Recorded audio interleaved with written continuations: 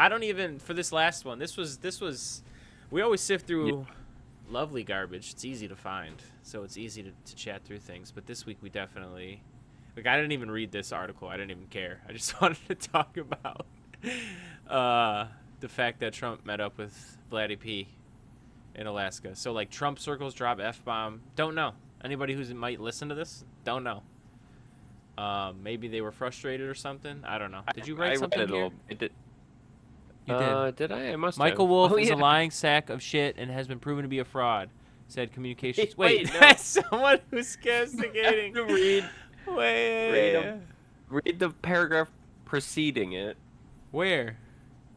That it starts with Michael Wolff is reached reached for comment. The White House yeah. provided a statement it has previously sent to the Daily Beast regarding Wolf. Okay, why do we have to read that? Wolf is a lying sack of shit and has been proven to be a fraud, said Communications Director Stephen Chung. He routinely fabricates stories originating from his sick and warped imagination, only possible because he has a severe and debilitating case of Trump derangement syndrome that has rotted his peanut-sized brain. Can we talk about how that's official correspondence from the White House? They do that all the time. What the fuck are we doing? Yes, we should always reflect on how stupid that is, but they've been doing that forever. Isn't that just embarrassing? Oh, 100%. But they've been doing that for years. So, like, that's what they do. But I can't. Also, it just got me. I wonder if we could ever get a list of everyone that has Trump derangement syndrome or everyone that's been accused. But I brought this up not because of this, but this was funny. So, thank you. Just that, like, yeah. I honestly wanted your thoughts of, like, I don't know how summits used to go. Let's just focus on, like, this summit and, like, things you accomplished. What was the goal and what did you actually accomplish? And the danger of the answer being not much, because I think Trump was there for hours and flew out. I don't know how long they talked. I have no idea. I didn't even watch the press conference. So, like, I am being a complete jagaloon and just throwing darts at a wall. All right, well, let me tell you this. All of your assumptions are probably correct. Well, as far as I can tell, because I'm sure I've read. I didn't read this one, but I read some things.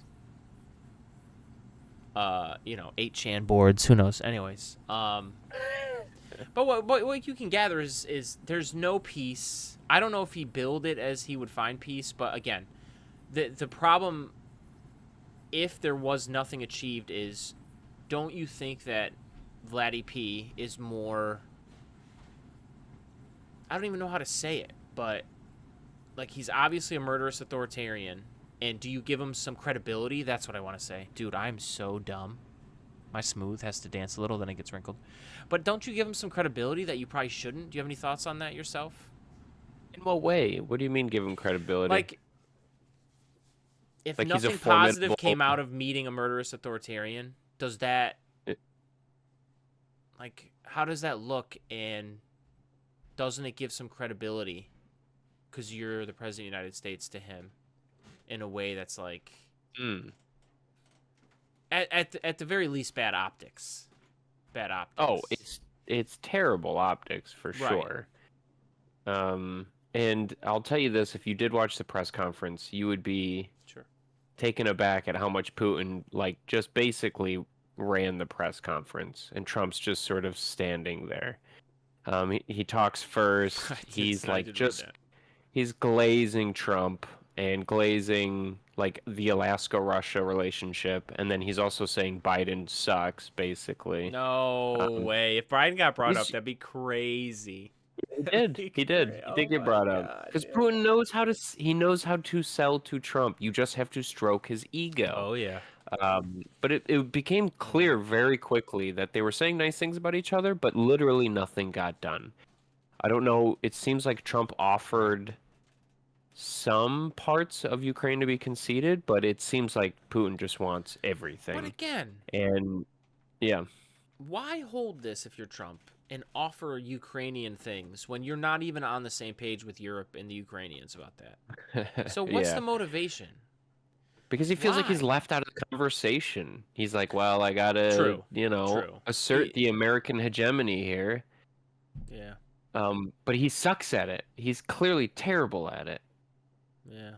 Did you see he rolled out the red carpet for Putin's arrival at the airport there? Yeah, because it's They had you're a right. It's shockingly easy to get into his favor by just flattering him. Like, there's a bunch of countries that have nominated him for the Peace Prize, just knowing, like, oh, maybe we can who curry some Trump? favor. Yeah. I That's listened to some video ridiculous. today about it. It was like, oh, Pakistan, Israel, Qatar, I'm sure. just like a who's who of like authoritarian, weird, like, and Yeah, India, yeah. and actually, apparently, and I don't know this stuff, but I listen to whatever trusted source. Who gives a shit? Who's everyone's got untrusted sources, but I listen to things where it's like, oh, India, U.S. used to have a strong relationship, even in the first Trump years, but now they're Modi's gonna go visit Xi for the first time in like years because like the tariffs pissed them off, and like Pakistan is currying favor with them by like nominating for the Nobel and like trying to curry favor with the U.S. And it's just shockingly easy to do so because it's at Trump's whim. So other states have done that. I don't know. Let me look this up. He's just bad at being He shows his cards, and that's how people negotiator just and like curry his favor. Yeah. Yes. He's very transactional but at the level of just paying him compliments. And it's funny that he rolled the red carpet out for Putin. I don't know if he thinks like all he has to do is flatter Putin and maybe he'll respond in kind, but clearly Putin told Trump exactly what he wanted, and Trump was not willing to fully sell Ukraine down the fucking river. Which is, to be fair, some credit for Trump, but this whole thing makes Trump look very feckless and weak.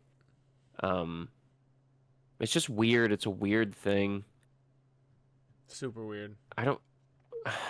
You really should watch just bits and pieces of that press conference because it's embarrassing. I think, at least. Rwanda, Israel, Gabon, Azerbaijan, and Cambodia are led by authoritarian figures who also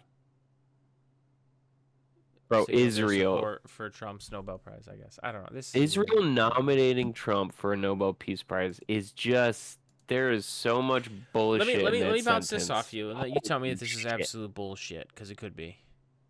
Yeah. There was a few weeks there, if you pay close enough attention to like headlines and read some things here and there. There's a few weeks there where it looked like Trump was kind of pushing back on Russia, and he like was getting frustrated with Putin. Could that have been a show? Could that possibly have been a show? And then you kind of like softly land the plane somehow, if you know. Because if this ends with Trump supporting Russia taking the territory that I mean, it's appeasement. I texted you and the boys the other day. Yep. It's appeasement. That's what it is. I won't even debate it. Like that's what it is. So it's, yep. That's not where they'll stop in the future. That's where they'll stop right now. They don't honor ceasefires. Zelensky and any Ukrainian can tell you that, going back years. So if he does that, it's like, I don't know. That whole thing had me feeling like it was a setup for softly landing the plane. It's like, oh, I criticized, but then I also made a deal, I don't know. We'll see. Yeah, I truly think Trump is just flavor of the week. I feel like he wakes up every day and just makes choices with zero regard for a long-term strategy. So, I think there's a little bit. I don't give him. There's a little bit. Because dare I say, him and Vladdy P go way back. You know what I'm saying? No, but sure. Any person will have long-time relationships that you can't replace that longevity of that relationship. But I do think that he does more and more. It's not, nobody thinks this. We all know he operates more and more just on the basis of whatever the fuck he wants at any given point. That doesn't mean he's a goddamn like infant and only processes in that moment, but it's not great. It's not great because you can lick his butthole and then he's like, oh, they're great, Well, why? It's like, oh, well, he licked my butthole. It's like, oh, okay, like it's not a great way to do things, but sometimes for dinner you got to toss a little salad on the side. You feel me? Anyways, golly, that's how it goes. Flatter Trump. It really is how it goes. It's so easy. Very easy, which is not just good. give him a $400 million jet. Could also do that. Yeah, are they one of them? I think they were one of them. God, is that why you said that? Because of the jet? Yeah. I don't even know if they were, but they may as well have But been, I mean, they straight up gave him a jet that, obviously. Yeah. And dude, what a fucking absolute, like, for this purpose, we're gonna call it the art of the deal from Trump, where he makes us taxpayers like receive the plane and pay for like the fittings that it needs. It's like $70-80 million of like retro, or is retro the right word? Whatever, I think that's right.